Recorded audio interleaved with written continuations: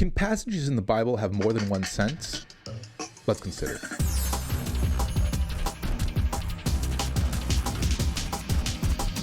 Hello philosophers, I'm Chico. Welcome to the Philosopher Channel summary of the Summa Theologica. Today we're looking at part 1, question 1, article 10, whether in Holy Scripture a word may have several senses. Now, it can be dangerous when a person tries to read a different sense into the Bible. So for example, Ezekiel 37, 16 to 17 says this, "As for you, son of man, take a stick for yourself and write on it, for Judah and for the children of Israel, his companions. Then take another stick and write on it, for Joseph, the stick of Ephraim, and for all the house of Israel and his companions.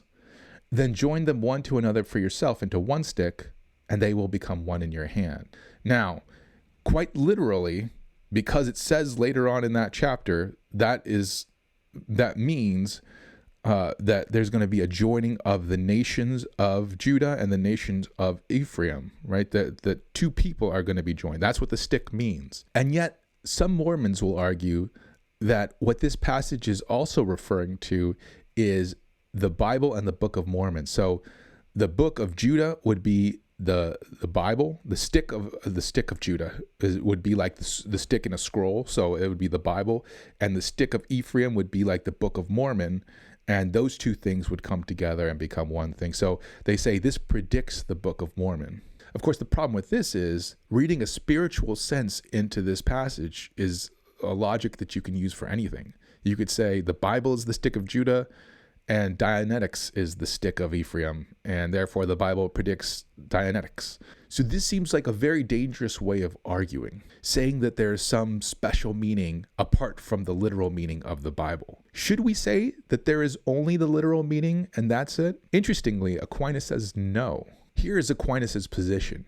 Scripture can have more than one sense, and he quotes Gregory here, "Holy Writ, by the manner of its speech, transcends every science, because in one and the same sentence, while it describes a fact, there's the literal sense, it reveals a mystery." So there's some other kind of sense. And he's going to call this the spiritual sense. Here's his argument. 1, the author of the Bible is God. 2, it is in God's power to signify his meaning, not only by words like we do, but also by things themselves. So for us, the only way where we can create meaning is through using words. Words are signs for other things. Well, with God, since he can create not only words, he also is creating like the things themselves. He can make those things mean other things. Kind of like we can have words that mean other words, something like that. Things can mean other things. And he says that God can do this because by one act, God comprehends all things in his intellect. So there is a major distinction between the literal/historical sense and the spiritual sense. The literal historical sense is the way that words signify things. And that's just the normal way that words mean things. But the spiritual sense, the things that are signified by the words, they signify things. So things signify things. But he says the spiritual sense is based on the literal sense and presupposes it, which, makes sense. There's a threefold division in the spiritual sense that he gives us. So there's the allegorical sense in which the old law is a figure of the new law. And he quotes Hebrews 10:1 in support of this. And so what he means by that, so the old law, the Old Testament, in other words, was meant to be taken literally, right? You're supposed to take that literally.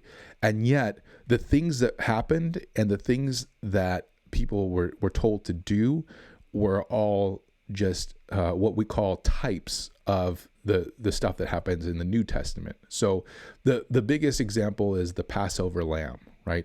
When the angel of death was going to go around and kill all the firstborns, the Israelites were told to slaughter a lamb and put its blood on their door frame in the shape of a cross, and then the angel of death would pass over that house. Well, Jesus was the antitype of the Passover lamb. So the Passover lamb is the type, Jesus is the antitype, and what that means is sort of like the Passover is kind of like the symbol, and Jesus is like, what it's symbolizing, except for the Passover lamb was actually real, and so it's a real thing that's actually happening, and It meant what it meant, but it also was a symbol of what was to come, which was Jesus, who died for everyone, his blood covering over people so that the angel of death will pass over them. So this first part, by the way, should seal the deal.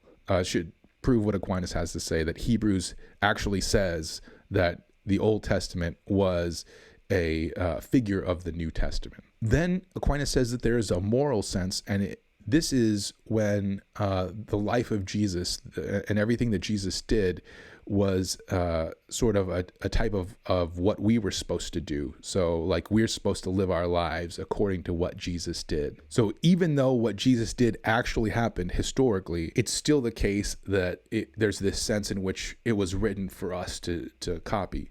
So 1 Peter 2:21-22 says this, "For to this you have been called, because Christ also suffered for you, leaving you an example, so that you might follow in his steps. He committed no sin, neither was deceit found in his mouth." So we see the way that Christ lived. He was delivered for us just so we could see like that and that we could follow in that example. And then there's the anagogical sense. And here he quotes Dionysius, "The new law itself is a figure of future glory." So when you look at the New Testament, it's a figure of what's to come in the eschaton. So pretty interesting, right? I mean, he's definitely right that there's got to be more than just the literal sense. There's got to be a spiritual sense, because Hebrews tells us there is. We might still be worried, right? Like, but doesn't this open it up for all kinds of, reinterpretations and all kinds of craziness?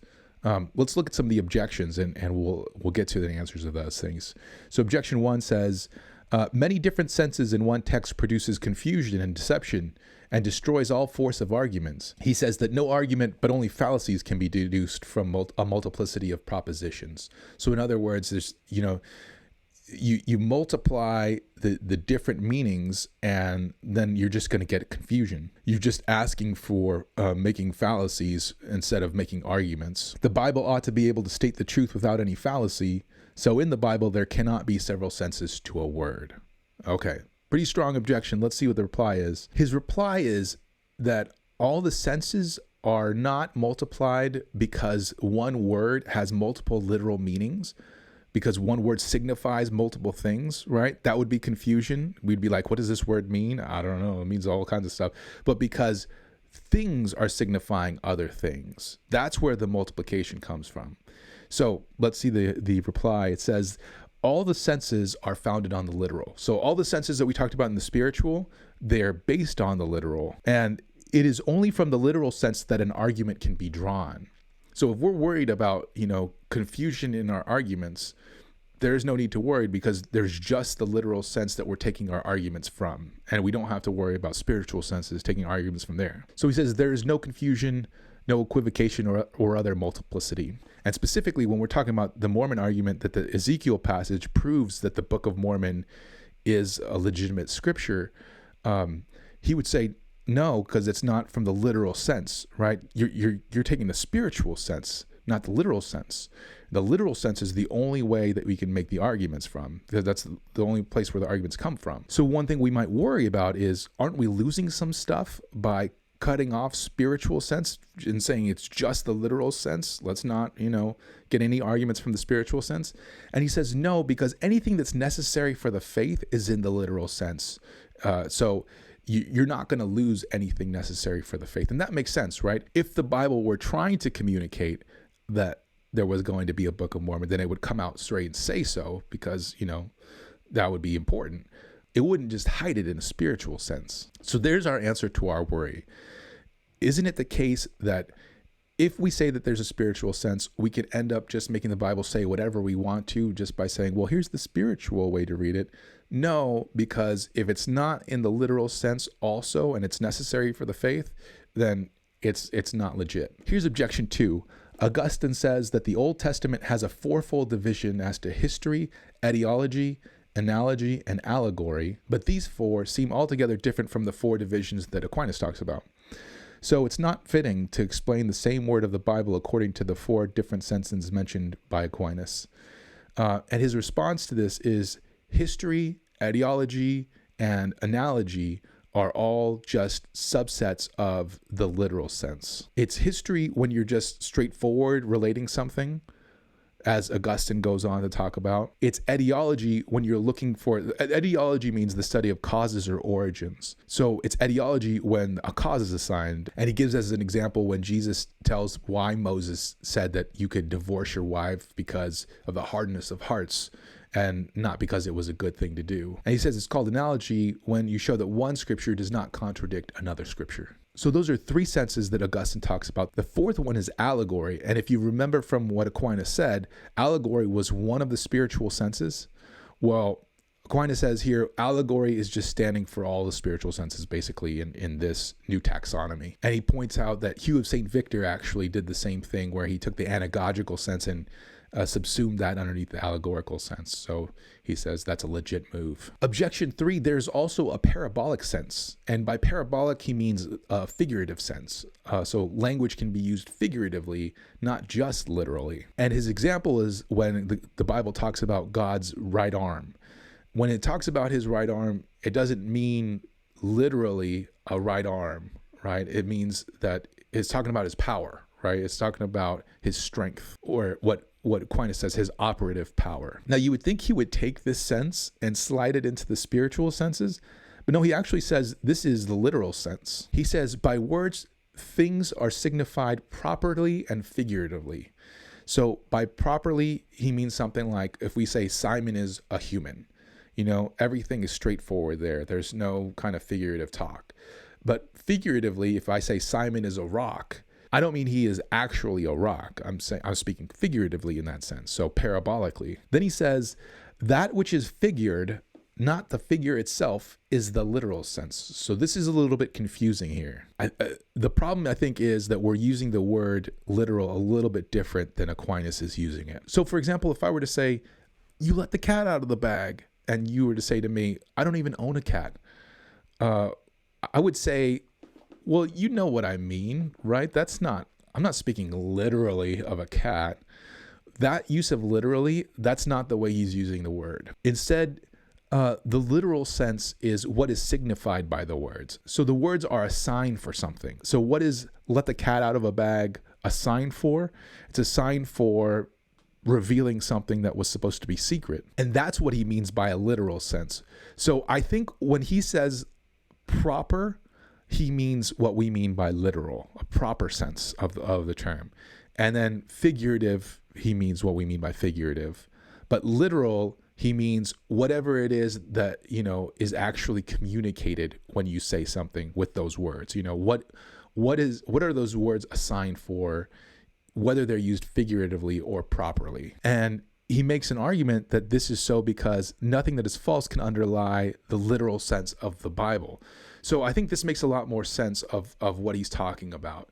If we're talking about truth conditions, then it seems obvious when I say, you let the cat out of the bag. We can argue, what's the literal sense of it? There's, what is the proper sense of it and what is the figurative sense? But when I say what makes that true, that's what he means by the literal sense. The literal sense is, what you're communicating by that phrase. So if that's the case, then it makes sense that the figurative would be literal, because what you're saying is, whatever it is that the figurative communicates, what it figures, right? Not the figure itself. That's what he's talking about. In any case, it's not super important, because even if he's wrong about this, he still has shown that there must be a spiritual sense, an addition to the literal sense. So, that's really what he was after in the first place. That is all we have for this article and this question. So starting in the next video, we'll get into question 2, which is on the existence of God, which will be very fun. And I'll see you in that video. Adios.